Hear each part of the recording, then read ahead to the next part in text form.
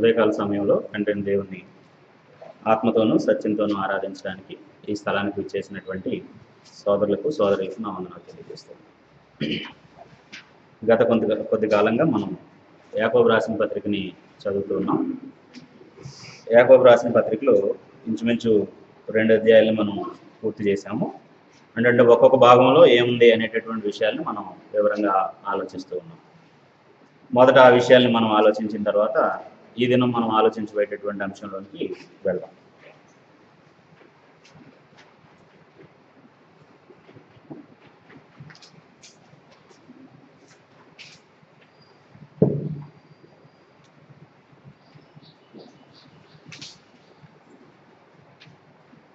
యాకోబు రాసిన పత్రికను మనం ఆలోచిస్తూ ఉన్నాం.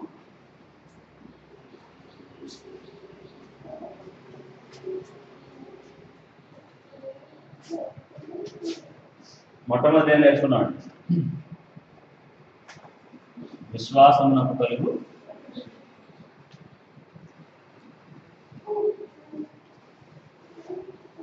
రెండోది శోధనకు మూలం ఎవరు?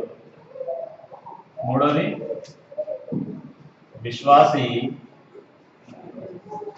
వాక్యానుసారంగా ప్రవర్తిస్తాడు.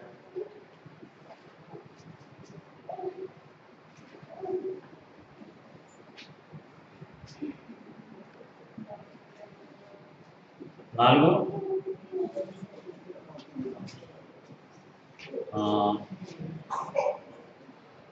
మనం ఆలోచించిన మాటనే రాస్తాం. క్రీస్తు విషయమై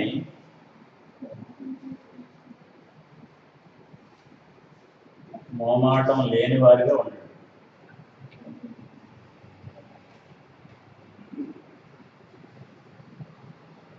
పక్షపాతం చూపొద్దు అన్న మాటని మనం అలాగే ఆలోచించాము, అందుకోసం ఆ మాటని రాస్తాం. తర్వాత క్రియలు లేని విశ్వాసము మృతము. యాక్చువల్గా ఇప్పుడు ఒక విషయాన్ని ఆలోచించాలి, నేను దాన్ని స్కిప్ చేశాను. అంటే సందర్భాన్ని బట్టి అది మరలా తర్వాత ఆలోచిస్తే మంచిది అనేటటువంటి ఉద్దేశంతో 3వ అధ్యాయంలో 1 నుంచి 12 వచనాల్లో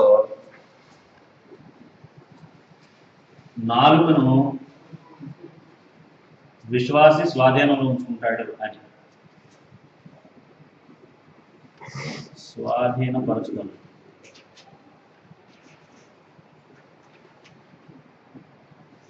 ఇది మనం తర్వాత ఆలోచిస్తాం.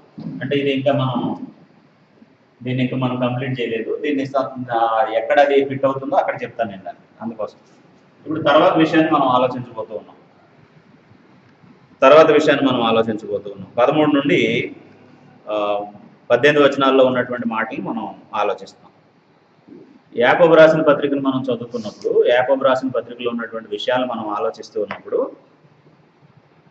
యాకోబు మాట్లాడేటటువంటి ధోరణి, యాకోబు అక్కడ ఎవరైతే ఈ ఉత్తరాన్ని పొందారో లేకపోతే వాళ్ళతో మాట్లాడుతున్నటువంటి విధానం ఎలా ఉంది అని అంటే, నువ్వు క్రైస్తవుడిగా ఈ స్థితిలో ఉన్నానని చెప్పుకుంటున్నావా? ఇవి నీలో ఉన్నాయో లేదో చెక్ చేసుకో. ఇవి ఉంటేనే నువ్వు అది. ఇప్పుడు మనం చాలాసార్లు ఆ మాటకు అర్థం తెలియకుండానే నేను అది అని చెప్పేటటువంటి కొన్ని ఉంటాయి అన్నమాట. అప్పుడు మరి ఇలా ఉందా, ఇది చేస్తున్నావా, ఇది ఇప్పుడు చాలామంది అంటే ఒకవేళ ఎవరైనా సరే నేను బైపీసీ గ్రూప్ అని చెప్పాడు అనుకో, ఇంటర్మీడియట్లో ఎందులో జాయిన్ అయ్యావు నువ్వు అని అంటే నేను బైపీసీ గ్రూప్ అని చెప్పాడు. అప్పుడు బైపీసీలో ఉండే సబ్జెక్ట్స్ గురించి అడిగినప్పుడు అతనికి తెలియక్కర్లేదండి.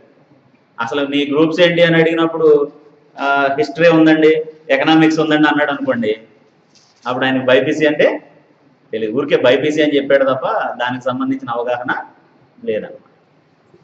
యాకోబు అదే చెప్తున్నాడు, నువ్వు క్రైస్తవుడు అయితే ఇవన్నీ నీకు తెలియాలి అని చెప్తున్నాడు. అప్పుడు విశ్వాసానికి కలిగే పరీక్ష ఎలా వస్తుందో చెప్పి దానికి నిలబడటం వలన కలిగేటటువంటి మేలేంటి అనేది చెప్పాడు. శోధన మూలం ఎవరో మీరు తెలుసుకోవాలి అని చెప్పాడు. సాధారణంగా క్రైస్తవులు ఎక్కువ సార్లు పొరపడుతూ ఉంటారు. అక్కడే ఏ సమస్య వచ్చినా సరే అది ఎవరి వలన వచ్చింది అనుకుంటారు? దేవుని వలన అనుకుంటారు. అది చెప్పాడు వాళ్ళకి. నీకు శోధనకు మూలమేంటో తెలిస్తే తప్ప నువ్వు విశ్వాసగా ఉండలేవు అని చెప్పాడు. నువ్వు వాక్యానుసారంగా ప్రవర్తిస్తేనే విశ్వాసవి అని చెప్పాడు. నేను విశ్వాసని అనడానికి స్టాండర్డ్ ఏంటి? వాక్యానుసారంగా ప్రవర్తించడం. మనమేమో అంటే మనం అంటే మనుషులు ఏం చేస్తారు అని అంటే వాళ్ళ వాళ్ళ సంవత్సరాలను చెప్పుకుంటారు, లేదంటే వాళ్ళ గురించి మనుషులు ఇచ్చే సాక్ష్యాన్ని అక్కడ పెట్టి దాన్ని ప్రామాణికంగా చెప్పడానికి ప్రయత్నం చేస్తారు. ఇప్పుడు నేను విశ్వాసిని, ప్రామాణికం ఏంటి అని అంటే నేను ఇంతకాలం నుండి క్రైస్తవుడిని, మా తాత క్రైస్తవుడు, వాళ్ళ తాతలు కూడా క్రైస్తవులు, అదే ప్రామాణికం కాదు. లేకపోతే నేను ఎన్నిసార్లు బైబిల్ చదివాను, అదే ప్రామాణికం. నేను వాక్యానుసారంగా ప్రవర్తిస్తున్నాను, అది ప్రామాణికం కదండి. అందుకోసం విశ్వాసి ఏం చేస్తాడు? వాక్యానుసారంగా ప్రవర్తిస్తాడు. విశ్వాసి క్రీస్తు విషయమైనటువంటి విషయంలో పక్షపాతం చూపడు, అందరినీ ఒకేలాగా చూస్తాడు. గొప్పవాడని అభిమానం, పేదవాడని పక్షపాతం చూపడు. ఇద్దరిని సహోదర ప్రేమతోనే ఇద్దరు పట్ల వ్యవహరిస్తాడు. అలాగే నువ్వు విశ్వాసం అయితే ఏం చేసి దాన్ని రుజువు చేయాలి? ఇప్పుడు మనం ఈ మాట చదువుతున్నప్పుడు ఒక మాట మనం ఆలోచించాం. అదేంటంటే ఇద్దరు వ్యక్తులు నిలబడి మాట్లాడుకుంటున్నారు. ఏమని? నా దగ్గర క్రియలు ఉన్నాయి, నా క్రియల చేత నా విశ్వాసం ఏంటో నేను చెబుతాను, నీకు విశ్వాసం మాత్రమే ఉంది, నీ విశ్వాసాన్ని నువ్వు ఎలా వెల్లడి చేస్తావు అని నిన్ను అడిగితే ఏం చెబుతావు నువ్వు అన్నాడు యాకోబు. కాబట్టి మన విశ్వాసాన్ని ఎలా వెల్లడి చేస్తాం? ఓ మంచి క్రికెటరు ఏం చేసి తాను మంచి క్రికెటర్ అని ప్రూవ్ చేస్తాడు అని అంటే రన్స్ కొడతాడు కదా. ప్రతిసారి డక్అవుట్ అయిపోతున్నాడు, కానీ మంచి బ్యాట్స్మెన్ అని చెప్పగలమా? ఓ ఫుట్బాల్ ప్లేయర్ ఏం చేస్తాడు అని అంటే అతను ఆడే మ్యాచ్లో కొన్ని గోల్స్ వేస్తాడు. ఆయన ఎప్పుడు గోల్ పోస్ట్ దగ్గరికి అందించినా సరే గోల్ వేయలేకపోతున్నాడు, కానీ నేను మంచి ఫుట్బాల్ ప్లేయర్ అని అతను వేసుకున్న బట్టలను బట్టి, అతను ఆడే క్లబ్ను బట్టి చెప్పగలడా? కుదరదు. అలాగే ఒక విశ్వాసి తన క్రియల్ని ఎలాగా, అంటే తన విశ్వాసాన్ని ఎలా ప్రూవ్ చేసుకుంటాడు అని అంటే తాను చేసేటటువంటి క్రియలను బట్టి. అందుకే ఇక్కడ మనం ఆలోచించిన మాట ఏంటంటే మన క్రియల స్టాండర్డే మన ఫెయిత్ స్టాండర్డ్. మనం ఎన్ని క్రియలు చేయగలుగుతామో అదే మన విశ్వాసం స్థాయి. అలాగనమాట. విశ్వాసి నాలుకను స్వాధీనంలో ఉంచుకుంటాడు. ఈ ప్రపంచంలో పెద్ద పెద్ద అంటే ఇతర గ్రహాలకు వెళ్ళగలుగుతున్నారు మనుషులు, ఇతర గ్రహాలకు సంబంధించినటువంటి సమాచారం పట్టుకొస్తున్నారు. ఇప్పుడు మైనింగ్ మొదలు పెడతారటండి ఆస్ట్రేలియాలో ఉండే వాళ్ళు. నేను ఆ మధ్య ఏదో న్యూస్లో చూశాను, పేపర్లో చదివాను. ఆస్ట్రేలియా శాస్త్రవేత్తలు 2020కో ఎప్పుడుకో 20 నుంచి 50 లోపు వేరే గ్రహంలో అక్కడ మైనింగ్ మొదలు పెడతారట. పెట్టుబడి పెట్టే వాళ్ళ కోసం చూస్తున్నాం మేము అని. మరి వాళ్ళు అది ఎక్కడ తవ్వి ఎక్కడికి తెచ్చి ఎవరికి ఏమి ఇస్తారో తెలియదు. సరే, వాళ్ళ దగ్గర ఐడియా ఉంది, వాళ్ళు చేయగలరు. నేను అంటుంది ఏంటంటే ఇంత గొప్ప పనులు చేయగలిగే మనుషులు కూడా చిన్నది మన శరీరావయవాల్లో ఆ చిన్నదే ఆ నాలుగుని స్వాధీనం చేసుకోలేకపోతున్నారు. సరే, నాలుగుని స్వాధీనం చేసుకోకపోవడం వల్ల వచ్చిన నష్టం ఏంటి అని మనం అనుకుంటే దానివల్ల వ్యక్తుల మధ్య సంబంధాలు దెబ్బతింటున్నాయి, దానివల్ల కుటుంబాల మధ్య సంబంధాలు దెబ్బతింటున్నాయి, దానివల్ల దేశాల మధ్య సంబంధాలు దెబ్బతింటున్నాయి, దానివల్ల రిలీజియన్స్ మధ్యలో ఉండే సంబంధాలు దెబ్బతింటున్నాయి కదండి. ఎక్కడో ఒక చోట చిన్న కార్టూన్ వేస్తాడు, దానికోసం దాని ఇంపాక్ట్ ఎవరు భరిస్తారు? అదేసి దాంతో ఏదో మాట్లాడతాడు, ఇది ఫలానా అని చెప్పేసి ప్రపంచం తగలబడిపోతుంది. దానికి సంబంధించి ఎంతో మంది గాయపరచబడతారు, ఎంతో మందికి ఇబ్బంది జరుగుతుంది. ఎక్కడో ఒక వ్యక్తి, ఒక అధ్యక్షుడు, ఒక గవర్నరు ఎవరో ఉంటాడు, ఒక దేశానికి సంబంధించినటువంటి ప్రతినిధి, అతను ఒక చిన్న తప్పు మాట మాట్లాడతాడు, ప్రపంచ దేశాలన్నీ కూడా ఆ దేశాన్ని ఫోకస్ చేస్తాయి. ఈ దేశానికి ఏ సహాయం వెళ్ళకూడదు, అలా ఉండకూడదు, ఇలా ఉండకూడదు, ఇలా ఉండకూడదు అని చెప్పేసి. భార్యాభర్తల మధ్య ఎక్కువ సార్లు ప్రాబ్లమేటిక్ ఇష్యూస్ని క్రియేట్ చేసేది ఎవరండి? నాలుకే. మన ఎమోషన్స్ని మనం అదుపు చేసుకోలేని సందర్భాల్లో మనం స్లిప్ అయ్యి మాట్లాడే ప్రతి మాట దాని ఇంపాక్ట్ వారం ఉండొచ్చు, 10 రోజులు ఉండొచ్చు, నెల ఉండొచ్చు, వాళ్ళ కెపాసిటీని బట్టి. 6 నెలలు ఉంచుకునే వాళ్ళు కూడా ఉన్నారు, సంవత్సరాలు ఉంచుకునే వాళ్ళు కూడా ఉన్నారు. కాబట్టి ఈ ప్రపంచంలో మనిషికి సాధ్యం కానటువంటిది ఏంటంటే నాలుగును స్వాధీనపరచుకోవడం. దాని నిండా నిరర్గళమైనటువంటి దుష్టత్వం నిండి ఉందటండి. ప్రపంచాన్ని తగలబెట్టేస్తుందటండి నాలుక. ఈ పేరాలో ఉంది. దాన్ని కొంచెం జాగ్రత్తగా ఆలోచించాలి. కాబట్టి ఇంకోసారి అది ఆ లెసన్ ఎక్కడ ఫిట్ అవుతుందో అక్కడ మనం దాన్ని ఆలోచిద్దాం. సో ఇప్పుడేం ఆలోచిస్తున్నామంటే విశ్వాసి నేను జ్ఞానిని అని చెప్పుకుంటే ఎలా ప్రవర్తిస్తాడు, అలాగే జ్ఞాన వివేకములు గలవాడు ఎలా ప్రవర్తిస్తాడు. జ్ఞానంతో కూడిన విశ్వాసము అందం.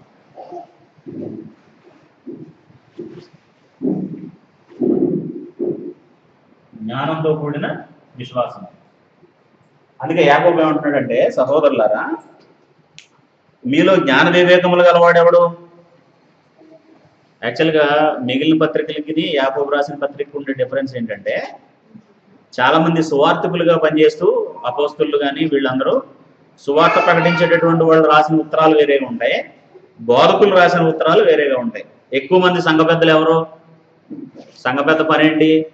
సంఘంలో ఉండేటటువంటి వారికి ఆత్మీయంగా బోధిస్తూ సంఘ పరిపాలన చేస్తారు. సంఘ పెద్దలు అనే వాళ్ళు అందరూ కూడా ఇంచుమించు బోధకులుగా పనిచేసినట్టుగా మనం చూస్తాం. పేతురు కానీ వీళ్ళ పత్రికలు మనం చదివితే టీచర్స్ ఎలాగైతే మాట్లాడతారో ఆ ధోరణిలో వాళ్ళ పాఠాలు ఉంటాయి అన్నమాట. పౌలు వేళ ఎలా ఉంటాయి అంటే ప్రసంగాలకి సంబంధించినటువంటివిగా ఉంటాయి. అంటే ఒక సిద్ధాంతాన్ని ప్రకటించేటటువంటి బోధలేమో వాళ్ళ దాంట్లో ఉంటే, ఇక్కడ టీచింగ్ అనేది ఏంటంటే ఒక సబ్జెక్ట్ మీద ఉత్తర ప్రత్యుత్తరాల రూపంలో క్వశ్చన్ చేసి మళ్ళీ ఆన్సర్ రాబట్టి మళ్ళీ ఒకవేళ చెప్పిన దానికి సంబంధించి మరలా క్వశ్చన్ చేసి అలాగనమాట. కాబట్టి యాకోబు పత్రికలో కూడా మనకి ఇలాంటి క్వశ్చన్లు చాలా ఉంటాయి అన్నమాట. ఈయన ఒక సంఘ పెద్ద, అదే సమయంలో సంఘానికి బోధించేటటువంటి బోధకుడు, టీచర్ అనే వ్యూలో రాశాడు అనమాట. బైబుల్ టీచర్గా ఆయన ఈ పత్రికలో ఉన్నటువంటి అంటే ఆయన శైలిని మనం చూస్తే అది మనకు అలా కనబడుతుంది. అందుకే మళ్ళీ 13వ వచనం మనం చదివితే, మీలో జ్ఞాన వివేకములు గలవాడెవడు? అంటే మేము జ్ఞాన వివేకాలు గలవాడం అని మీలో ఎవరైనా అంటే అక్కడ 2 రకాల జ్ఞానం గురించి చెప్పాడు. జ్ఞానం కానిది జ్ఞానం అని చరామణితో అవుతున్నది ఏది? దేవునికి సంబంధించినటువంటి జ్ఞానం ఏది? దాని లక్షణాలు ఎలా ఉంటాయి, దీని లక్షణాలు ఎలా ఉంటాయి, దాని ప్రతిఫలం ఏంటి, దీని ప్రతిఫలం ఏంటి అనేది ఈ పేరాలో చెప్పాడు.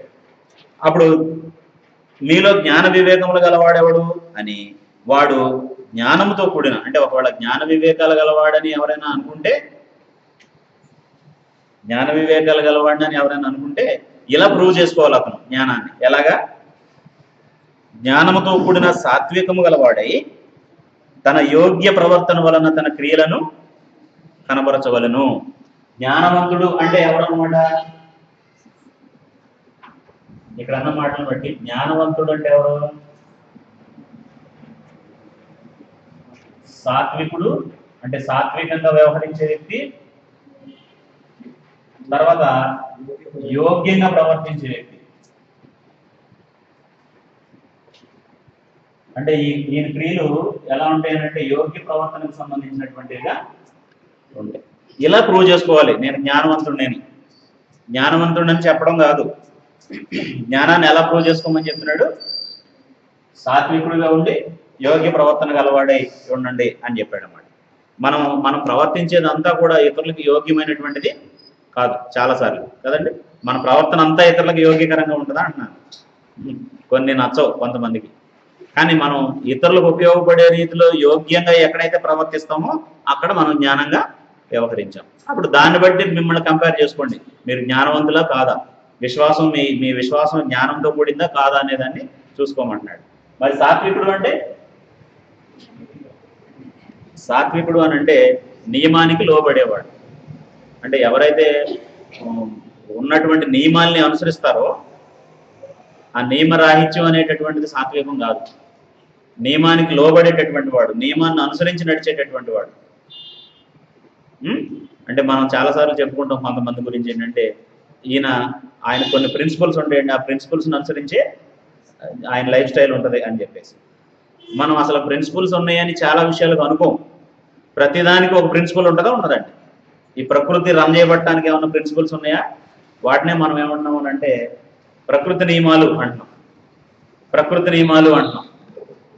అలాగే ఆత్మ సంబంధమైన జీవితానికి సంబంధించి ఏమైనా నియమాలు ఉన్నాయా? ఆత్మ సంబంధమైన జీవితానికి సంబంధించి మీరు ఓకే, ఆత్మ సంబంధమైన జీవితానికి సంబంధించినటువంటి ఏమైనా రూల్స్ ఉన్నాయా అంటే అవును, ఆత్మ సంబంధమైనటువంటి నియమాలు కూడా ఉన్నాయి. ఆత్మీయంగా బ్రతకడానికి ఏమైనా నియమాలు ఉన్నాయా? ఉన్నాయండి. ఆ నియమాలే దేవుని ఆజ్ఞలు. కాబట్టి ప్రతిదానికి ఒక నియమం ఉంది. ఆ నియమాన్ని వెతకాలి, దాన్ని వెంటాడాలి, దాని ప్రకారం ప్రవర్తిస్తే ఆ వ్యక్తి నియమరాహిత్యానికి పాల్పడకుండా ఉంటాడు. ప్రతి పనికి ఒక రూల్ ఉంటుంది కదండి. దాన్ని మనం కనుగొని దాని ప్రకారం వెళ్ళినట్లయితే సాత్వికులుగా ఉంటాం. దీని తర్వాత ఏమంటున్నాడంటే వాళ్ళు ఎలాగ మేము జ్ఞానవంతులు అని చెప్పుకుంటున్నారు. అయితే అయితే అనే పదం ఎప్పుడు వస్తుంది? వారు ఉండవలసిన విధంగా కాకుండా ఇంకోలా ఉండి ఇలాగా మాట్లాడుతూ ఉంటే అప్పుడు అయితే అనే పదం అనమాట.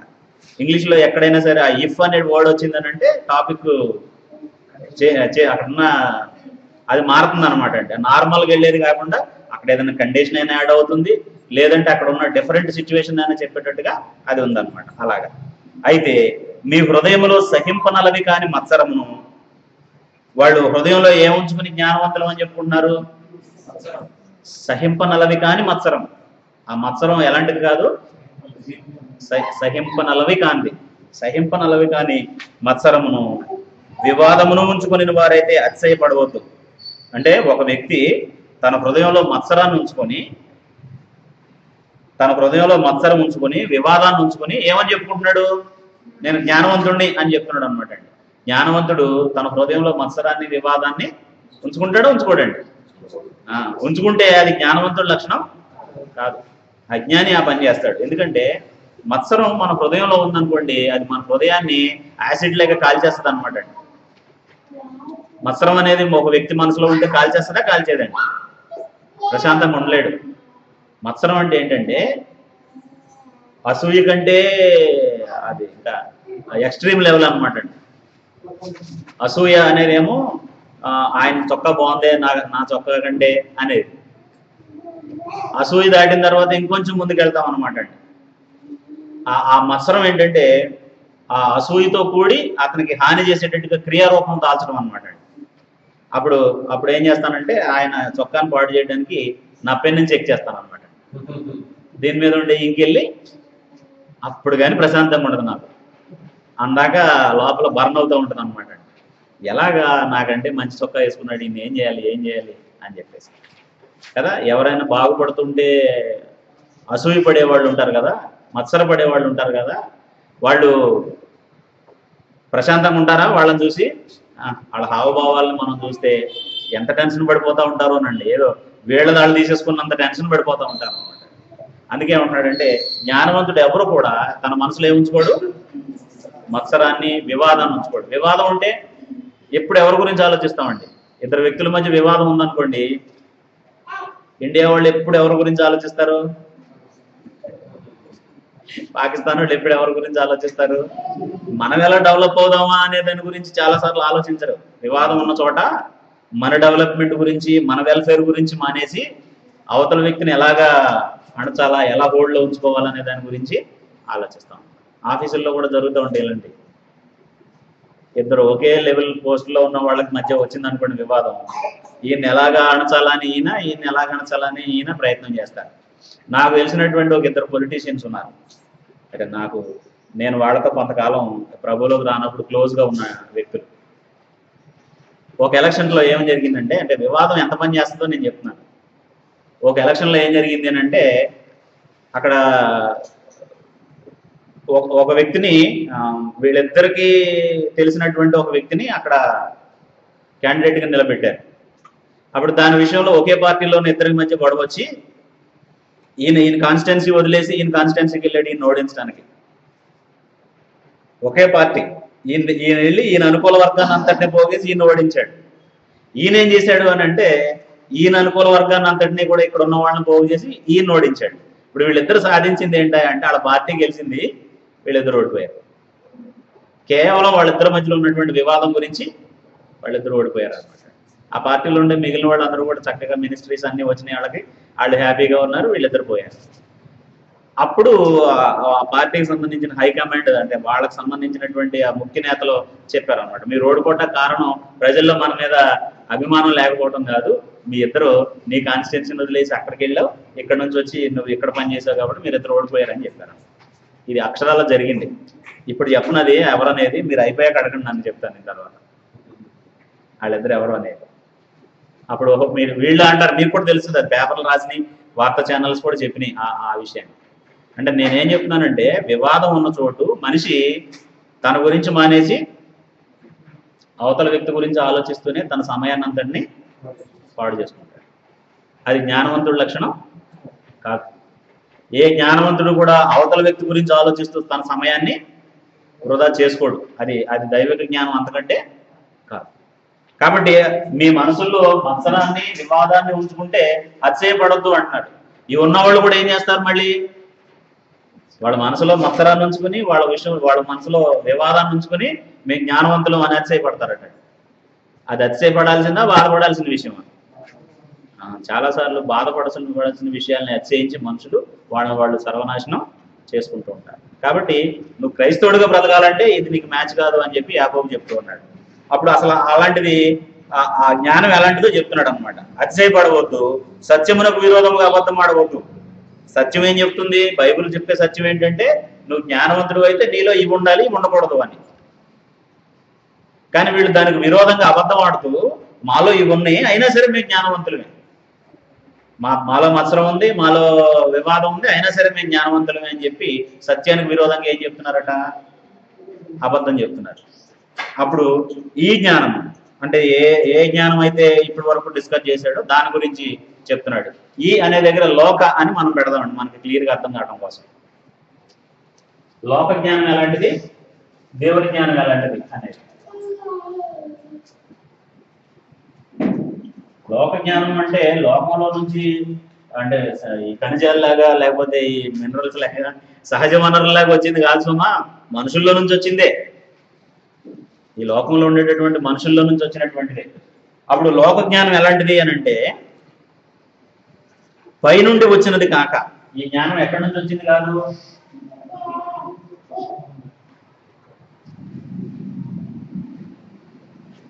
వచ్చినది కాదు అన్నాడు. అంటే జ్ఞానానికి ఉండే ఫస్ట్ స్టాండర్డ్ ఏంటంటే అది ఎక్కడి నుంచి రావాలి అంటే జ్ఞానానికి ఉండేటటువంటి ఒక అర్హత ఏంటంటే ఎక్కడి నుంచి రావాలి ఆ జ్ఞానం?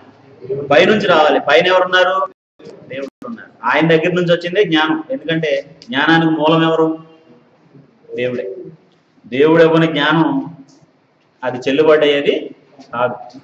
మనిషి కలిగి ఉంటున్నా కానీ అది దేవుడు ఇవ్వంది అయితే దానివల్ల ఉపయోగం ఏమీ లేదు. ఇప్పుడు ఒకవేళ మంచి శాస్త్రవేత్త అయినా, ఒకవేళ ఒక చంద్రమండలానికి వెళ్ళొచ్చినటువంటి వ్యక్తి అయినా, ఎవరైనా దేన్ని బట్టి వెళ్ళగలిగాడు, దేన్ని బట్టి ఈ పరిశోధనలన్నీ చేయగలుగుతున్నాడు అని అంటే ఈ ప్రకృతిలో దేవుడు ఉంచినటువంటి వాటిని బట్టి, వాటికి సంబంధించిన ఇన్ఫర్మేషన్ మనకి ఇచ్చిన దాన్ని బట్టి తెలుసుకోగలిగే జ్ఞానం ఇచ్చిన వ్యక్తి కూడా ఎవరో?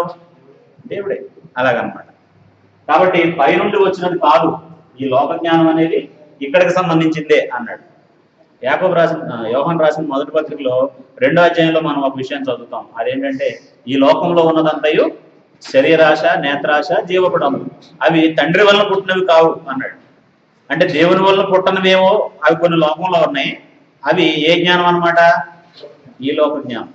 చాలా మంది అది పట్టుకుని, ఈ లోక జ్ఞానాన్ని పట్టుకుని అదే దైవిక జ్ఞానం అనేటటువంటి భ్రమలో ఉంటున్నారు.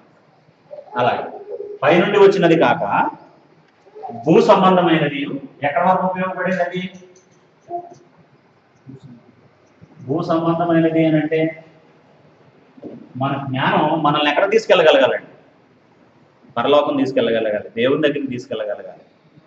మనం మరణించిన తర్వాత కూడా, మనం ఈ లోకాన్ని విడిచిపెట్టిన తర్వాత కూడా దాని నుండి ప్రతిఫలం పొందేటట్టుగా ఇక్కడ ప్రవర్తించడానికి ఉపయోగపడేదిగా ఉండాలి. ఇక్కడ అన్నం వండుకుని తిని మంచం మీద నిద్రపోవడానికి అయితే ఈ జ్ఞానం ఏం అక్కర్లేదండి.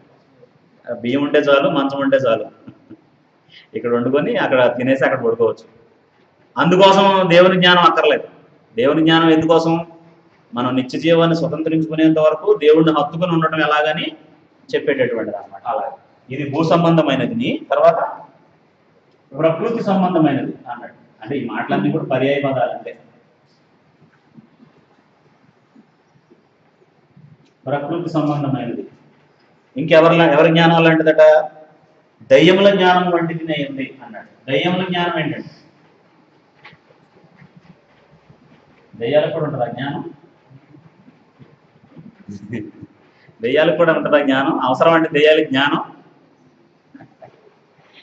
దయ్యముల జ్ఞానం అంటే ఏంటంటే దేవుడు ఉన్నాడని తెలుసు వాటికి. దయ్యాల జ్ఞానం అంటే ఏంటంటే దేవుడు ఉన్నాడని తెలుసా తెలియదు దయ్యాలకి, కానీ అవి లోబడవు, దేవుడి మాట వినవు. ఎంతవరకు ఏంటంటే మమ్మల్ని ఇప్పుడు వదిలేయి, తర్వాత మా టైం వచ్చినప్పుడు మమ్మల్ని పనిష్ చేయని అడుగుతాయి తప్ప, భయపడినట్టుగా నటిస్తే తప్ప భయపడవు. అది దెయ్యాల జ్ఞానం. అందుకే యాకోబు మనం 2వ అధ్యాయం చదివినప్పుడు అక్కడ కూడా ఉన్నాడు, ఏమనంటే దెయ్యములు కూడా దేవుడు ఉన్నాడని నమ్ముతున్నాయి, వణుకుతున్నాయి, కానీ అవి క్రియలు చేయవు. వాటికి మనకు తేడా ఏంటంటే మనం క్రియలు చేస్తాం, అవి చెయ్యవు అని చెప్పేసి చెప్పాడు. దెయ్యముల జ్ఞానం వంటిది అన్నాడు. దెయ్యముల జ్ఞానం అని అంటే ఈ లోకంలో చాలా మందికి, అంటే ప్రస్తుతం ఉన్నటువంటి మనుషుల్లో చాలా మందికి ఒక పిచ్చి ఉంటుందండి. దెయ్యముల జ్ఞానం అంటే ఏంటంటే భవిష్యత్తును తెలుసుకోవాలి అని చెప్పేసి కదా, రేపేం జరగబోతుందో తెలుసుకోవాలనే కోరిక మనిషిలో బలంగా ఉంటుందో ఉండదండి? ఉంటుంది. చాలా మంది.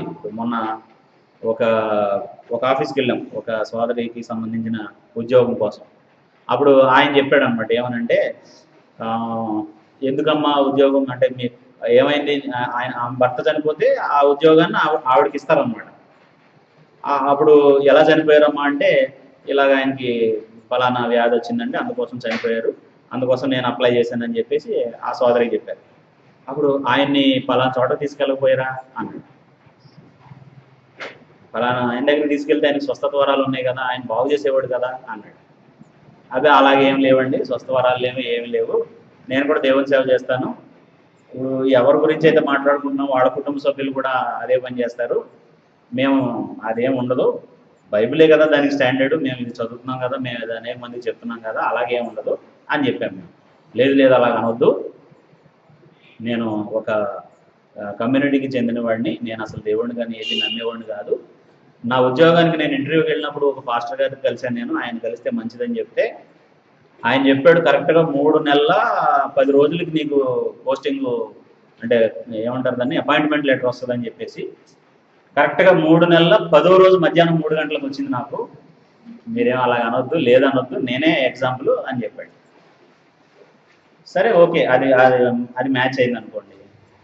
మరి ఇప్పుడు తర్వాత మీరు ఎప్పటికప్పుడు వెళ్ళి మీకు ఎప్పుడు ప్రమోషన్ వస్తుందో, మీ ఉద్యోగం ఉంటుందో ఊడిపోతుందో తెలుసుకుంటున్నారా అని అడిగాను. అనంటే అలాగెందుకు తెలుసుకుంటానండి అంటే, ఇది తెలుసుకోడటండి ఆయన. మరి ప్రతి నెల వెళ్ళి తెలుసుకోవాలి కదా ఉద్యోగం ఉంటుందో ఊడిపోతుందని చెప్పాడు కదా ఆయన. లేకపోతే ప్రమోషన్ ఎప్పుడు వస్తుందో తెలుసుకోవాలి కదా, ఈయన ఏం ప్రయత్నం చేయకోకుండా. అంటే మనుషుల్లో ఇంత బలంగా ఉన్న నమ్మకం ఏమంటే భవిష్యత్తు తెలిసిపోద్ది, ప్రార్థన చేసి ఏం జరగబోతుందో చాలా మంది చెప్పేస్తున్నారు అని చెప్పి ఒక ఆలోచన ఉంది. ఇప్పుడు కూడా చాలా మంది ప్రార్థనకి వెళ్తే అప్పుడు ఆయన ఇక్కడ నిలబడి ఒక ఆమె పేరు చెప్తాడు, ఎవరి పేరు, ఒక ఆమె పేరు చెప్పి ఇదిగో నీ కుటుంబంలో సమస్యలు ఉన్నాయి, దేవుడు నిన్ను పిలుస్తున్నాడు, నువ్వు వచ్చే నువ్వు ఇలా చేయి, దేవుడు నీకు ఈ సమస్యను తీర్చేస్తాడు అని. ఇప్పుడు భూమి మీద సమస్య లేని కుటుంబం ఏదుంది? ఇందిరాగాంధీ కుటుంబానికి ఏమైనా సమస్యలు ఉన్నాయంటే మనకంటే కొన్ని 100 రెట్లు ఎక్కువ ఉన్నాయండి అలాగే. అదే ఒబామా కుటుంబానికి ఏమైనా సమస్యలు ఉన్నాయా? సమస్యలు లేకుండా ఎలా ఉంటుంది కుటుంబం? అది కొన్ని బ్రెయిన్స్ కలిసి పనిచేయాలి అక్కడ, ఒకటి కాదు అది, కొన్ని బుర్రలన్నీ కలిసి ఒక చోట పనిచేయాలి, సమస్యలు వస్తాయి. వాళ్ళు శరీరంతో ఉన్నారు, అనారోగ్యాలు వస్తాయి రావా? వస్తాయి.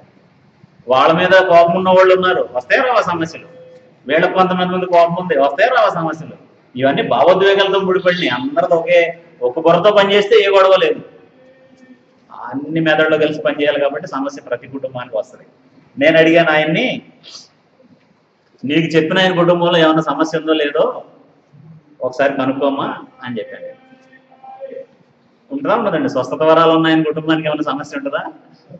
ఆ స్వస్థత వరాలు ఉండడమే ఆయనకి పెద్ద సమస్య. ఆయన కుటుంబంలో కూడా బోల్డ్ సమస్యలు ఉంటాయి. సమస్యలు లేకుండా ఏ కుటుంబం రన్ అవ్వదు. అంటే యాక్చువల్గా చెప్పాలంటే కుటుంబం రన్ అవ్వడానికి సమస్యలే కారణం, లేకపోతే ఆగిపోద్దండి దాని పని, అక్కడ పెడితే అక్కడ ఆగిపోద్ది కదా. ఇప్పుడు మన కుటుంబాలన్నింటినీ కూడా మనకు సమస్య వస్తుంది, దాన్ని షార్ట్ అవుట్ చేసుకుంటున్నాము, ఇంకా బెటర్గా ప్రవర్తిస్తున్నాం, ఇంకా బెటర్గా జీవిస్తున్నాం. మళ్ళీ ఇంకో సమస్య వస్తుంది, దాన్ని సాల్వ్ చేసుకుంటున్నాం, ఇంకొంచెం ఉన్నతంగా ప్రవర్తిస్తున్నాం, ఇంకా సౌఖ్యంగా బ్రతకడం ఎలాగనేది. ఈ రాకపోతే ఏం చేస్తామండి? మనలో ఉండే సృజనాత్మకత అనేది పోతుంది. మనం ఎప్పుడు 20 సంవత్సరాల క్రితం ఎలాగున్నాం అలాగే ఉంటుండేవాళ్ళం. మన సమస్యలే మనల్ని ఏం చేసినాయి ఇవాళ కదా. ఇప్పుడు ఈ ప్రాంతంలో సంఘం లేకపోవడం అనేది చాలా మంది సమస్య, అది రాబట్టే కదా సంఘం ఇక్కడికి వచ్చింది, అవునా కాదండి? అలాగా కాబట్టి అవి అవి ఉండవు, అవి లేవు అని ఎవరైనా చెప్తే, లేకపోతే వాటిని పరిష్కరించుకోవడం మాకు ముందే తెలుసు అని ఎవరైనా చెప్తే అది అబద్ధం అన్నమాట. దాన్ని ఏ జ్ఞానం అన్నాడు? పాత నిబంధన గ్రంథంలో కర్ణపిశాచాలను బట్టి సోది చెప్పేవాళ్ళు ఉండేవారు. దేవుడు వాళ్ళ దగ్గరికి వెళ్ళమన్నాడో వద్దన్నాడు? ఎంత మాత్రం అక్కడికి వెళ్ళొద్దని చెప్పాడు. అయినా సరే కోరి కొంతమంది వెళ్ళారు. వాళ్ళకేం చెప్పాడు? ఏం తెలుసుకున్నారు? ఎలాంటి వార్తలు తెలుసుకున్నారు వాళ్ళు? సౌలు ఏం జరగబోతుందో తెలుసుకోవాలని కుతూహలపడి సమూయేలు తప్ప ఇంకెవరో చెప్పలేరు నా భవిష్యత్తు ఎలా ఉండిపోతుందోనని కర్ణపిశాచాల అమ్మాయి దగ్గరికి వెళ్ళి మృతుల్లోకంలో ఉన్నటువంటి సమూయేలుని పైకి రప్పించాడు. సమూయేలు వచ్చి ఏం చెప్పాడండి ఆయనకి? నువ్వు ఇంకో 10 సంవత్సరాలు తిరిగిలేని రాజుగా ఉంటావని చెప్పాడా?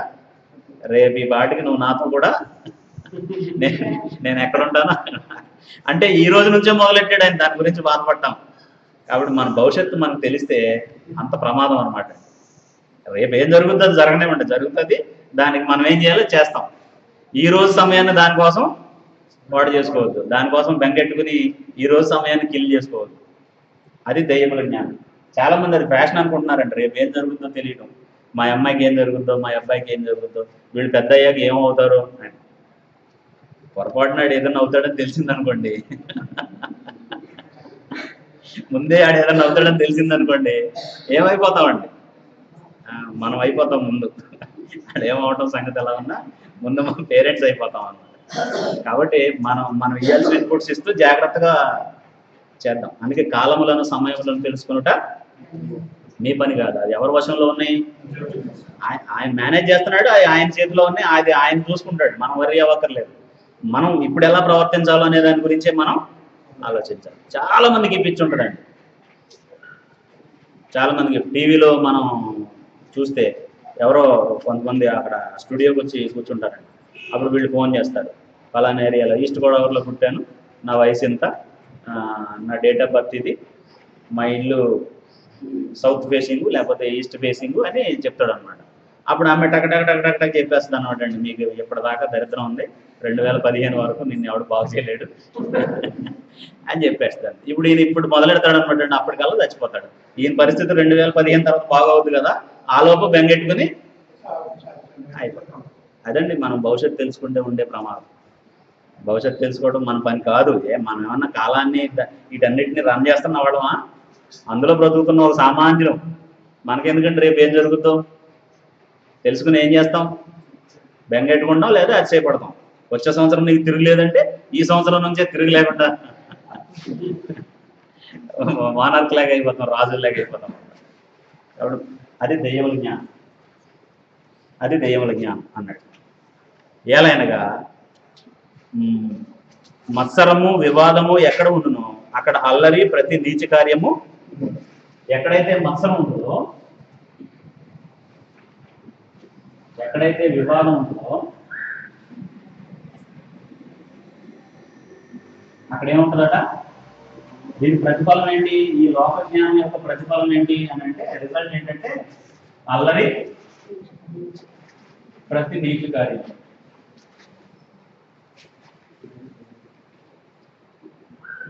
సో దీని ప్రతిఫలం ఇదండి. ఈ జ్ఞానం వెలుగుంటే అక్కడ జరిగేది ఏంటంటే అల్లరి ఉంటుంది, ప్రతి నీచ కార్యం ఉంటుంది. అప్పుడు దేవుని జ్ఞానం ఎలాంటిదో చెప్పాడు. అయితే మళ్ళీ అయితే అన్నాడంటే వేరే దాని గురించి మాట్లాడుతున్నాడు అనమాట. ఇప్పుడు మాట్లాడిన దాన్ని కాకుండా మళ్ళీ వేరే దాని గురించి మాట్లాడుతున్నాడు. అయితే పైనుండి వచ్చే జ్ఞానం ఇదేమో దేవుని జ్ఞానం. ఇక్కడ ఆయన దేవుని జ్ఞానం ఎలాంటిదంట అంటే ఇక్కడ ఉండే క్వాలిటీస్ని బట్టి దేవుని జ్ఞానం మనకుందా లేదా అనేదాన్ని మనం కూడా చెక్ చేసుకోవచ్చు. పైనుండి వచ్చే జ్ఞానము మొట్టమొదట పవిత్రమైనది. దాని ఫస్ట్ క్వాలిటీ ఏంటంట? పవిత్రంగా ఉంటుంది. పవిత్రమైనది అనేదానికి అంటే దుర్నీతిని దగ్గరికి రానివ్వదు అనే ఒక అర్థం ఉంది. ప్రత్యేకంగా ఉంటుంది, దీంతో కలిసిపోదు ఆ జ్ఞానం. దీనికి ప్రత్యేకంగా ఉంటుంది అనమాట. ప్రత్యేకమైనటువంటిది అని పవిత్రమైనది. తర్వాత సమాధానకరమైనది. దేవుని జ్ఞానం మనలో ఉంటే ఇతరులకు ఎలా ఉంటాం? మనం సమాధానాన్ని కోరుకుంటాం, సమాధానాన్ని వెంటాడతాం. అంతేనా? ఎవరు నన్ను చూసినప్పుడు ఇంతో గొడవలా పెట్టుకోవాలనిపిస్తుంది. అది ఆ జ్ఞానం ఎవరిది? దెయ్యాల జ్ఞానం, లోక జ్ఞానం అనమాట. దేవుడి దగ్గర నుంచి వచ్చిన జ్ఞానం పొందిన ఏ వ్యక్తి అయినా సరే ఏం చేస్తాడంటే సమాధానంగా ఉండడానికి ప్రయత్నం చేస్తాడు. రోమపత్రికలో ఏమన్నాడంటే శక్యమైతే సమస్త మనుషులతో సమాధానంగా ఉండండి, సమాధానానికి కర్త దేవుడు అని చెప్పాడు అనమాట. సమాధానానికి మూలం ఎవరు? కర్త ఎవరు? దేవుడు. అలాగే సమాధానకరమైనది, తర్వాత మృదువైనది. ఎలా ఉంటుందట? దేవుని జ్ఞానం ఉన్నటువంటి వ్యక్తి ఎలా ప్రవర్తిస్తాడు ఇతరులతో? రఫ్గానా, మృదువుగానా? మృదువుగా ప్రవర్తిస్తాడు అనమాట. మనం మాట్లాడినా, మనం అతనితో వ్యవహరించే విధానం ఇవన్నీ కూడా ఎలా ఉంటాయండి? మృదువుగా ఉంటాయి, కఠినంగా ఉండవు. మృదువైనది, తర్వాత సులభముగా లోబడుతుంది. లోబడటానికి పెద్ద కష్టమేమి ఉండదు అనమాట అండి. ఎలా లోబడుతుంది అది? ఎవరికి? దేవుని ఆజ్ఞ సులభంగా లోబడినది. దేవుని ఆజ్ఞకి లోబడటానికి సులభం అవుతుందా, కష్టం అవుతుందా మనకి? దేవుడు ఇలా చెప్పాడు, నేను అలా చేస్తాను, సెకండ్ థాట్ లేకుండా చేసామంటే సులభంగా లోపడుతున్నాం. ఎందుకు చేయాలి అని దాని మీద పెద్ద ఆర్గ్యుమెంట్లు జరిగినాయి అని అంటే కష్టంగా కన్విన్స్ అయితే కానీ మనం లోబట్టలేదు అనమాట. ఎలా లోబడాలి? సులభంగా. అదే ఇది ఏమన్నా ట్రాపా? సులభంగా లోబడాలనేటటువంటి దాన్ని మాయ చేసి అందులో పడేటువంటి దేవుని ఆజ్ఞలు అలాంటివి, మనకు మేలు చేసేవే కాబట్టి మనం దానికి ఎలా లోబడాలి? సులభంగా లోబడాలి. అలాగన్నమాట. తర్వాత కనికరముతో. ఇంకేముంటుంది దేవుని జ్ఞానం ఉన్న వాళ్ళలో? కనికరం ఉంటుంది, కఠినంగా వ్యవహరించడం. కనికరం లేకపోవడం భ్రష్టత్వం అని చెప్పాడు రోమపత్రిక 1వ అధ్యాయంలో. అనురాగరహితులు, కనికరం లేని వాళ్ళు, నిర్దయులు అనేటటువంటి మాట చెప్పాడు. కాబట్టి కనికరం అనేటటువంటిది మృదువైన స్వభావమా, కఠినంగా ఉండే క్వాలిటీ అంటే మనం లేకపోవడం కఠినత్వం, ఉండటం అనేది మృదువైనది కదా. చాలామంది అక్కడెక్కడో ఎవరో వెళుతున్నప్పుడు బైక్ మీద వెళ్తున్నారండి పిల్లలు. ఇలా కట్టగొట్టంగానే ఇక్కడ చేతులు ఎత్తేస్తారు, ఆడి పడిపోయారేమో అని. అంటే ఆ మనసు అంత సున్నితంగా ఉంటుంది అనమాట. ఎక్కడో ఎవరికో ప్రమాదం జరిగితే వెంటనే వీళ్ళు అయిపోతారు, తొందరగా వెళ్ళి వాళ్ళకి సహాయం చేయాలనుకుంటారు అనమాట. ఎవరైనా ఏదైనా మాట చెప్పంగానే కరిగిపోతారండి కొంతమంది అలాగే జరగాలి, ఎంతకంటే ఇంకా 2 రెట్లు జరగాలనుకుంటారు అన్నమాట. అది ఏ జ్ఞానం కాదు. కనికరం ఉంటుంది అక్కడ. యాకోబు కనికరం గురించి చాలాసార్లు మాట్లాడాడు ఈ పత్రికలు. కనికరం లేనివాడు ఎలాంటి తీర్పు పొందుతాడట? కనికరం లేని తీర్పు పొందుతాడు అని చెప్పాడు. తర్వాత కనికరంతోనూ మంచి ఫలములతోనూ. మంచి ఫలము అంటే ఆత్మ సంబంధమైనటువంటి వాటి గురించి గలాతీ పత్రికలో చెప్పాడు కదా. ఆత్మఫలం ఏమనగా అని చెప్పేసి కొన్నిటిని గురించి చెప్పాడు. మంచి ఫలముతోనూ, పక్షపాతం లేకుండా, వేషధారణ లేకుండా. అంటే అసలు యాక్చువల్గా ఇక్కడ క్వాలిటీస్ అవి లేకుండా అని చెప్పాడు అన్నమాట. పక్షపాతం ఉండదు. దేవుని జ్ఞానం ఉన్న వ్యక్తి దగ్గర ఏముండదు? పక్షపాతమైనను. వేషధారణ ఉంటుందండి. వేషధారణ అంటే ఒక వ్యక్తి తను తాను మోసం చేసుకోవడం. వేషధారణ అయినను లేనిది అన్నాడు. సో దేవుని జ్ఞానం ఎలా ఉంది? అది మొదటి పవిత్రమైంది, పైనుండి వచ్చేది, సమాధానకరమైనటువంటిది, మృదువైనటువంటిది, సులభంగా లోబడుతుంది, కనికరంతోనూ మంచి ఫలంతోనూ, పక్షపాతమైన వేషధారణ అయినటువంటిది, అలాంటిది ఏమి కూడా లేనటువంటిది అని చెప్పాడు. సో ఇప్పుడు మనం జ్ఞానవంతులమా కాదా అనేది ఎవరైనా మనం సర్టిఫై చేయాలా? మనల్ని మనమే ఎగ్జామిన్ చేసుకోవచ్చు దీంతో. మనకి అది దేవుని వాక్యానికి ఉన్న గొప్పతనం. దేవుని వాక్యం ఎప్పుడైనా సరే మనిషి ఎవరినైనా అడిగి తెలుసుకోవాల్సిన అవసరం లేకుండా ఇది అని చెప్పేసి మనకే ఒక పిక్చర్నిచ్చి అందులో నేను ఉన్నానా లేదా చూసుకునేటట్టుగా చేస్తుంది అనమాట. అది దేవుని వాక్యానికి ఉండేటటువంటి గొప్పతనం. జ్ఞానంతో కూడినటువంటి విశ్వాసం ఉన్న వ్యక్తి ఇలా ఉండడు, ఇలా ఉంటాడు, ఇలా ఉంటాడు. సో దీన్ని బట్టే నువ్వు జ్ఞానవంతుడువా కాదా, నీ విశ్వాసం జ్ఞానంగా ఉందా, లేకపోతే జ్ఞానం లేని విశ్వాసాన్ని ఒకడు మనం కలిగి ఉంటే దేవుడు కోరని క్రియలు, దేవుడికి అక్కర్లేనటువంటి వాటిని మనం చేసేటటువంటి ప్రమాదం ఉంది.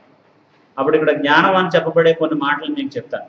ఇప్పుడు ప్రస్తుతం ఉన్నటువంటి బోధకులు కూడా, అంటే సాధారణమైన వ్యక్తుల్లోనూ ఆ అజ్ఞానంతో కూడినటువంటి పనులు ఉన్నాయి. బోధకుల్లో కూడా చాలా మంది ఏం చేస్తున్నారండి, ఇప్పుడు బాగా చదివి బాగా అర్థమైపోయిన తర్వాత బైబిల్లో నుండి కొన్ని ఎక్స్ట్రీమ్ థాట్స్ని పట్టుకొచ్చారండి బయటికి. అవి మన ఆత్మ సంబంధానికి ఉపయోగపడినటువంటివి. అలా పట్టుకొచ్చిన కొంతమంది ఏమని వాదిస్తున్నారంటే, ఆత్మ సంబంధమైన జ్ఞానంతో నేను నింపబడ్డాను, నేను ఆత్మజ్ఞానిని, ప్రపంచాన్ని జయించాను, దాన్ని జయించాను, దీన్ని జయించాను అని చెబుతూ ఏమంటున్నారు, నేను బైబిల్ పట్టుకుని దేవుడు ఉన్నాడని వాదిస్తాను, దేవుడు లేడని వాదించగలను, నేను రెండింటికి సమర్థుడిని అంటారు. ఇదే జ్ఞానం అండి. ఆత్మ సంబంధమైన జ్ఞానమా, దెయ్యముల జ్ఞానం? అది ఇప్పుడు మనం విర్రవేయకూడని సంగతులు కొన్ని ఉన్నాయి, అవి మనం మర్చిపోకూడదు అనమాట అండి. అలాగా విర్రవేయకూడని సంగతుల విషయంలో ఏం విర్రవేగుతామని అంటే, మనం చాలాసార్లు చెప్పుకుంటాం, అంటే ఇప్పటికీ గొప్పగా చెప్పుకుంటాం. అవి ఏంటంటే, అమ్మ నాన్నకి తెలియకుండా ఏమైనా పనులు చేయాలంటే అందులోకి నన్ను మించినోడు లేడు అని చెప్పేసి కదండి. స్కూల్ ఎలా కొట్టాలంటే నేను మాస్టర్ని నా వయసులో అని చెప్పుకుంటాం అనమాట అండి. అది గొప్ప సంగత, సిగ్గుపడే సంగతి అండి. ఏ సందర్భంలో చెప్పుకోవాలి దాన్ని? నాలాగా తప్పించుకోగలిగేవాడు లేడని. అది సిగ్గుపడే పరిస్థితి అనమాట అండి. చాలామంది నేను రోడ్డు మీద వెళ్తూ ఉంటే అసలు హడల్ మనుషులు అని చెప్పుకుంటారండి. అది మనిషిని చూస్తే ఎవడో భయపడ్డావు, దేన్ని చూసి భయపడతాడండి? అంటే నిన్ను చూసి అందరూ వణికిపోతున్నారు అని అంటే, మంచోళ్ళు చెడ్డోళ్ళు అందరూ వణికిపోతున్నారంటే ఎలా ప్రవర్తిస్తున్నాడు? అప్పుడు వాళ్ళు కూడా ఏమని చెప్పుకుంటారంటే, నేను జ్ఞానవంతుడిని. అదేనా జ్ఞానం? అది జ్ఞానమా అజ్ఞానం అండి? అజ్ఞానం, లోక జ్ఞానం, దెయ్యముల జ్ఞానం. అలా ఒక్కోసారి అత్తగారులు కూడా చెప్పుకుంటారు ఏమనంటే, నా ఎదురుగా మా కోడళ్ళు ఎవరు నుంచోరు, కూర్చోరు, మంచినీళ్ళు తాగరు. జ్ఞానమేనా అది? మా అత్తగారు నేను ఎంత అంటే అంతే, మళ్ళీ ఇంకేమన్నా అటు ఇటు మెదిలితే ఇంకేమైనా ఉందా ఒక లైఫ్ అంటారు కొంతమంది కోడళ్ళు. జ్ఞానం అజ్ఞానం అండి అది. మా నాన్న కూడా నా మాట వినాల్సిందే. జ్ఞానం అజ్ఞానం అది? నువ్వు ముండోడు నీతో ఏ సమస్య రాకూడదని వాళ్ళు రాజీ పడుతున్నారు అంతే తప్ప నీ జ్ఞానం కాదు. నువ్వు జ్ఞానవంతుడు అయితే వాళ్ళే నేను అడుగుతారు, ఈ పని ఎలా చేద్దాం అని చెప్పి, నువ్వు చిన్నోడు అయినా సరే. కాబట్టి మనుషుల్ని మనం పరిశీలిస్తే క్రైస్తవులే కానీ అజ్ఞానాన్ని పట్టుకుని ఏమంటున్నారు? జ్ఞానం అనుకుంటున్నారు అన్నమాట. మరి ఎప్పుడు పోతాయండి వీటన్నిటికి మనం అతిశయిస్తే? మనం అతిశయించిన సంగతులన్నింటినీ కంటిన్యూ చేస్తామా, వదిలిపెట్టేస్తాం ఎక్కడన్నా? మనం వేటి విషయంలో అతిశయిస్తామో వాటిని కంటిన్యూ చేస్తాం. కాబట్టి ఓ విశ్వాసి, నీ జ్ఞానం అంటే నీ విశ్వాసం జ్ఞానంతో కూడిందిగా ఉండాలి, దేవుని జ్ఞానంతో కూడిందిగా ఉండాలి. అప్పుడు అది నిన్ను ఎక్కడికి తీసుకెళ్తుంది? నిత్య జీవాన్ని స్వతంత్రించుకునేటట్టుగా తీసుకెళ్తుంది అని చెప్పి, అజ్ఞానం ఏది, జ్ఞానం ఏది అనే దాన్ని చాలా క్లియర్గా యాకోబు చెప్పాడు. సో ఈ పేరా నుండి మనం నేర్చుకున్నది ఏంటంటే, ఏది లోక జ్ఞానము, ఏది దేవుని జ్ఞానం. ఇప్పుడు మనం అప్పుడున్న సంఘానికి అది రాయబడింది, మనకు కూడా అదే అప్లికేషన్. వాళ్ళు క్రైస్తవులే, మనము క్రైస్తవులే. కాబట్టి మనం కూడా, నాలో ఏ జ్ఞానం ఉంది, ఎక్కువగా ఏ జ్ఞానం ఉంది పోనీ, లోక జ్ఞానం అయితే దాన్ని డిలీట్ చేయాల్సినటువంటి అవసరం, దాని ప్లేస్లోకి ఏది తీసుకురావాలి, ఏది రీప్లేస్ చేయాలి? అక్కడ దేవుని జ్ఞానం. అప్పుడు మనలో పవిత్రత కనపడుతుంది. ఇతరులతో సమాధానంగా ఉండే తత్వం కనపడుతుంది. మృదువుగా ఉంటాం, మనతో మాట్లాడటానికి ఎవరు భయపడరు. కొన్నిసార్లు ఎవరినైనా కదపాలంటే, కొంతమందిని కదపాలంటే దడా ఉండదు. వాళ్ళ నుంచి ఎలాంటి ప్రతిస్పందన ఎదురవుతుందో, ఎలా మాట్లాడతారో, వాళ్ళు మనతో ఎందుకు వచ్చిందిలే అని చెప్పి ఇలా చూసి వెళ్ళిపోతారు అనమాట. సులభంగా లోపడతారు. దేవుడు ఇలా చేయి అని అంటే అలా చేస్తాడంట. కనికరం, ఇతరులతో మనం వ్యవహరించేటప్పుడు మనలో ఏముంటుంది? కనికరం ఉంటుంది. ఈ కనికరం గురించి మదర్ తెరీసా ఒక మాట చెప్పారు. మదర్ తెరీసా అనే ఒక అంటే సంఘానికి, సొసైటీకి చాలా మంచి సేవలు అందించినటువంటి ఒక ఆమె క్యాథలిక్. ఆమె ఒక మాట చెప్పారు అనమాట అండి. ఏమంటే ఎవరిలో ఉంటుంది కనికరం అని అంటే కేవలం ప్రార్థించే పెదవుల్లో ఉండదటండి. అది ప్రార్థించే పెదవుల కన్నా సహాయం చేసే చేతులు. మనలో కనికరం ఉంటే ఆ ప్రార్థన ఎక్కడి వరకు వస్తుంది? సహాయం చేసే చేతుల్లోకి వస్తుంది. లేకపోతే లిప్స్ దగ్గర ఆగిపోద్ది అనమాట. అది పెద్ద ఎవరికి ఉపయోగం. ఇప్పుడు వాళ్ళని దీవించిన ఆయన, వీళ్ళని దీవించిన ఆయన అని చెప్పాము. ఎవరి ద్వారా దీవిస్తాడు దేవుడు? ఇప్పుడు ఎవరు ఆ టూల్స్? ఎవరు? దేవుడు వాడుకోవాల్సినటువంటి ఆ పరికరాలు ఎవరు? మనమే. మన దగ్గరికి వచ్చినప్పుడు అవకాశం, మనం చేయగలిగినంత సహాయం ఇతరులకు చేస్తే అప్పుడు మనల్నే దేవుడు ఇంకెక్కువ విరివిగా వాడుకుంటాడు. చాలా మందికి ప్రార్థన ఇష్టం, సహాయం చేయడం ఇష్టం కాదండి. రెండూ ఉండాలి. మనం అంతా చేసేయలేం కాబట్టి వాళ్ళకి సహాయం అందాలని ప్రార్థన చేయాలి, మనం చేయగలిగిన మేరకు సహాయం చేయాలి. అలాగే అది మంచి ఫలం. అప్పుడు ఆ ఆత్మ ఫలం ఏమనగా అని చెప్పాడు: ప్రేమ, సంతోషము, సమాధానము, దీర్ఘశాంతము, దయాళుత్వము, మంచితనము, విశ్వాసము, సాత్వికము, ఆశానికరము. సండే స్కూల్ పిల్లలకి, సండే స్కూల్ టీచర్స్కి బాగా గుర్తుంటుంది. మనకు కొద్ది కొద్ది గుర్తుంటాయి. ఒకటి అటు ఇంట్లో మొత్తానికి చెప్పేశాం. అలాగా పక్షపాతం ఉండదు. పక్షపాతం ఉండడం విశ్వాస లక్షణం కాదని మనం ఇక్కడ నేర్చుకున్నాం. అంటే ఇక్కడ మనం ఆ బ్యాలెన్స్ మెయింటైన్ చేయాలి. చాలా మందికి ఏంటంటే పేదలంటే ఇష్టం ఉన్న వాళ్ళేమో డబ్బులు ఉన్న వాళ్ళని ద్వేషిస్తారు, డబ్బులు ఉన్న వాళ్ళు అంటే ఇష్టం ఉన్న వాళ్ళేమో పేదలను ద్వేషిస్తారు. ఈ రెండింటి మధ్య యేసుప్రభు చెప్పిన బ్యాలెన్స్ ఏంటంటే ఇద్దరిని సహోదరులుగా చూడు. అప్పుడు వీళ్ళతో సంబంధం బాగానే ఉంటుంది, వీళ్ళతో సంబంధం బాగా. ఇప్పుడు వీళ్ళ కోసం వీళ్ళని ద్వేషించమని దేవుడు ఎక్కడా చెప్పలేదు. వీళ్ళని ప్రేమించడానికి వీళ్ళని తక్కువ చేయమని కూడా దేవుడు ఎక్కడా చెప్పలేదు. ఎవరితో వ్యవహరించేటప్పుడు వాళ్ళతో అలాగే వ్యవహరించు. ఈ కంపారిజన్ తేవద్దు అక్కడికి. ఎవరికంటే ఎవరు ఎక్కువ అనేది తేవద్దు. అది విశ్వాస లక్షణం కాదు. ఎవరితో వ్యవహరించినా పక్షపాతం లేకుండా వ్యవహరించు. ఇప్పుడు ఆ వ్యక్తికి డబ్బులు లేవు అంతే కదా, ఆయనకి లేనిది. అతనితో ఇంకోలాగా బిహేవ్ చేయాల్సిన అవసరం ఏముంది? ఆ వ్యక్తికి డబ్బులు ఉన్నాయి అంతే కదా, ఆయనతో ఇంకోలాగా బిహేవ్ చేయాల్సిన అవసరం ఏముంది? అలా ఒకవేళ చేస్తే మనలో ఏదో తేడా మొదలైంది అనమాట అండి. అలాగా వేషధారణ వస్తుంది. వేషధారణ ఉంటే ఏమవుతుందంట? వేషధారణ అనే మాటకి ఇంకొక, దీన్ని ఏమంటారండి ఇంగ్లీష్లో? వేషధారణ ఇంగ్లీష్లో ఏమంటారు? హిపోక్రసీ అంటారు కదా. హిపోక్రసీ అంటారు. హిపోక్రసీ అనే మాట తీసేసి మనకు సంబంధించి ఒకటి దాన్ని మాట్లాడితే దాన్ని నేను ఏమంటానంటే మనల్ని మనం మోసం చేసుకోవడం, సెల్ఫ్ డిసీవింగ్ అనమాట. మనల్ని మనమే మోసం చేసుకోవడం వేషధారణ అంటే. మనం అది కాదు, దానిలాగా మనం పై అద్దులు వెళ్ళామనుకోండి ఎప్పటికీ మారం. ఒకవేళ అలాగే ఉంటే ఎవరో చెప్తారు, బాబు ఇది కరెక్ట్ కాదు, ఇలా ఉన్నావు నువ్వు, కొంచెం ఇలా మారు అంటే అప్పుడు మనం మార్చుకుంటాం. అందుకే నేను ఒక మాట చెప్తాను, పాపి మారుతాడు ఎప్పటికైనా. పాపికి ఎవరో ఒకళ్ళు చెప్తారు, నువ్వు పాపం చేస్తున్నావు, నువ్వు జీవించే విధానం సరికాదని. వేషధారికి ఎవరు చెప్పగలరు? ఎవరికైనా అలాగే కనబడతాడు.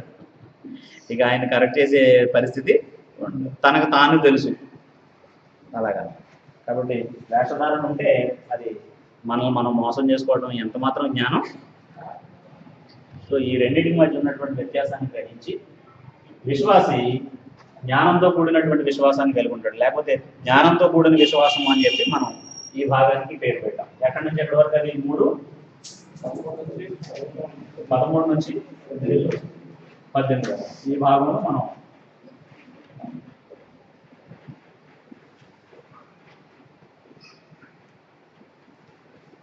జ్ఞానంతో కూడిన విశ్వాసము.